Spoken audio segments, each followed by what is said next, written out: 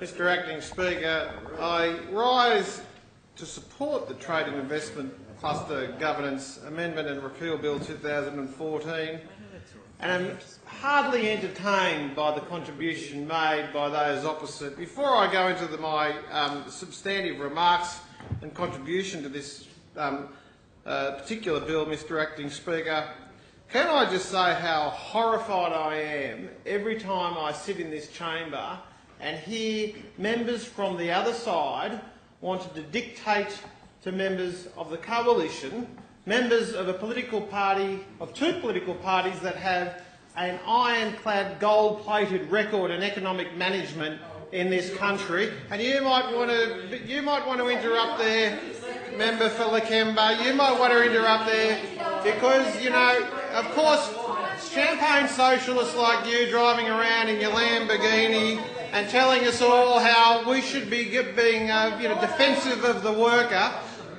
get absolutely no traction at all. Parliamentary Secretary, resume your seat. Yes, I'd call the member for Wallsend. What's your point of order? Thank you, Mr Temporary Chair. If there's less than 24 hours that we have to be given the bill and make a decision, I think that the 129 relevance... Yes. Member for Wallsend, I don't There is no point of order, Mr Acting Speaker, because they're a disorderly bunch. They stand here and try to lecture to us about economic management. They stand here and try to give us some sort of tripe about, well, listen, the member from the South Coast, the member for Shell Harbour. Member for Shell Harbour, would you address your remarks through the chair, please? The member for Shell Harbour might interrupt my remarks, Mr Acting Speaker, because the truth hurts and they're in pain. They don't want to sit here and listen to a contribution from a Member of Parliament, unlike them, have actually employed people. I've actually been in jobs where I've had to employ people, pay payroll tax, find money for payroll, fill out a BAS statement. On that side, they have forfeited the right to make any contribution on economic policy in this state because this is the political movement that gave us 10% unemployment. Anybody over the age of 30 would remember that side of Parliament being on the Treasury benches in Canberra when 1 million people were out of work. 1 million people were out of work. And what did the world's greatest treasurer, Robbo's mate, say? He said it was the recession we had to have. They were the type of policies that those opposite tried to dish up. And it wasn't just... Well, I must be getting somewhere if they're so offended by what I've got to say. Sorry, Mr Temporary Speaker. 129, we're talking about the Trade Investment Cluster Governance Bill. Well, your speech... Yeah, sorry. I think that the Temporary Chair. 129, relevance to the bill. Okay. Thank you. You don't have to answer. Thank you. The member for Wallsend, please resume your seat. Mr Acting Speaker, I'm responding to the comments that they made on their contribution to this debate. So if they think that I'm speaking out of order, they shouldn't have raised their mantra and they shouldn't have made some false accusation against the economic credentials of this side, and they certainly shouldn't have stand up and made a contribution to economic management knowing full well that they are the workers' enemy. They are the workers' enemy. This is the political party that makes union membership compulsory in an industry. This is the political party that gave us 1 million unemployed. This is the Parliamentary Secretary. I'm sorry, Mr Temporary Chair, but 129, union membership has got nothing to do with this bill. Sorry, you're off on a tangent. I think the Parliamentary Secretary... Point of order, Member for Murray-Darling, on a point of order. Can the Temporary Speaker respond to my point of order first, please? To the point of order. 129 is only relevant during question time. 76 then. Look, if we could just get some sort of semblance of sanity back into place. Turn it down a little bit. We're sitting about 3 metres away from him and we don't need to be yelled at. Well, I think Parliamentary Secretary... Mr Acting Speaker, they do need to be yelled at because my side of politics has been trying to explain to them the reason why they have a failed mantra for years. and yet they still dished themselves up to the election. In Queensland they got left with 6 MPs, in New South Wales they got left with 20. We take more people on a Wallabies tour than they've got on their side of Parliament, and they want to stand up here and tell us that we have no position or no right to give them a lecture. Well, we do have a right to give them a lecture, and the people of this state, the people born to rule, I love that.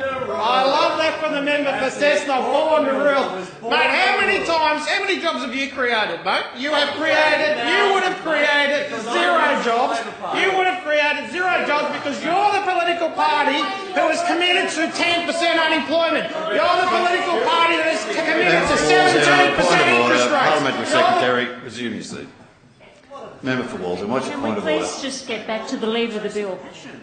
Absolutely. Couldn't agree more, Member for Walton.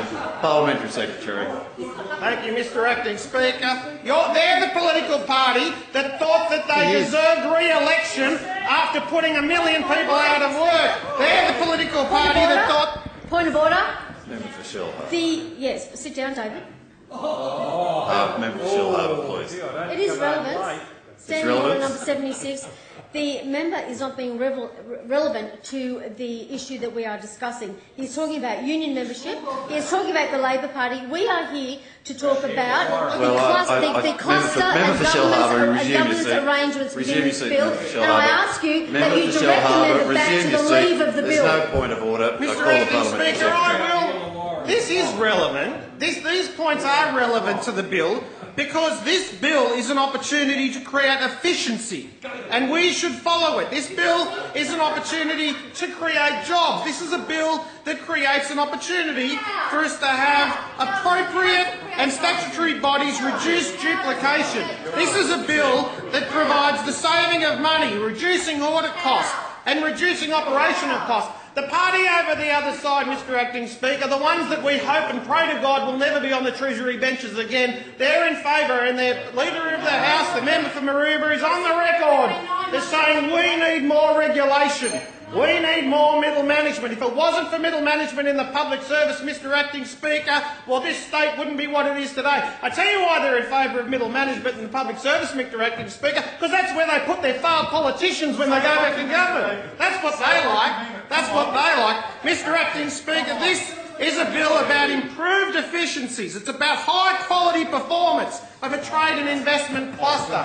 That's the type of bill that this government is about. This is the type of legislation and policy that we want to introduce. It removes 2 organisations that are in desperate need of removing. I dare say that if you scratch beneath the surface, these 2 organisations would have been established by those opposite as a dumping ground for their failed candidates and their union hacks. Mr Acting Speaker, we need to get rid of the Chipping Lane Authority as it completed its role and now serves as a duplicate to a local council. Like Illawarra Authority, Mr Speaker. I'd call members on both sides to come to order. Thank you very much. Parliamentary Secretary.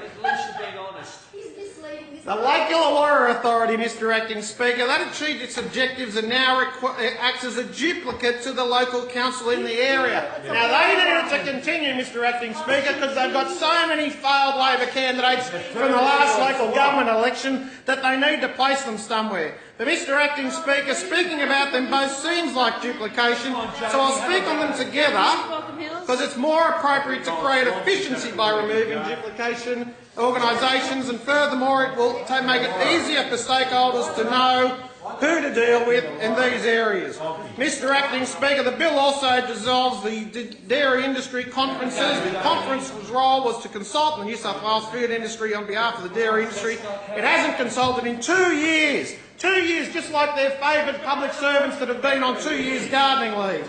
Therefore, the bill will allow for a new consultative body similar to the other industries that have the New South Wales Food Authority.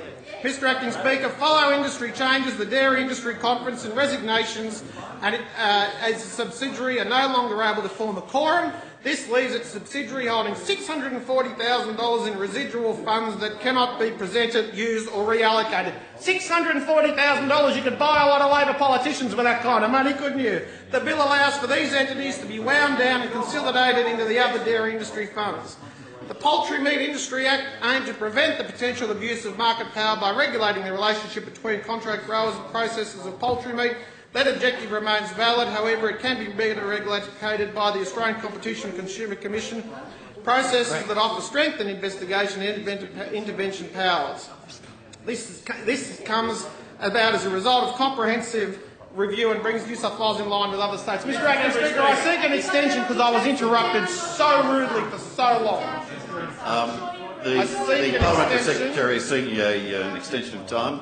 All those in favour say aye. Aye. I think the ayes have it. The ayes have it.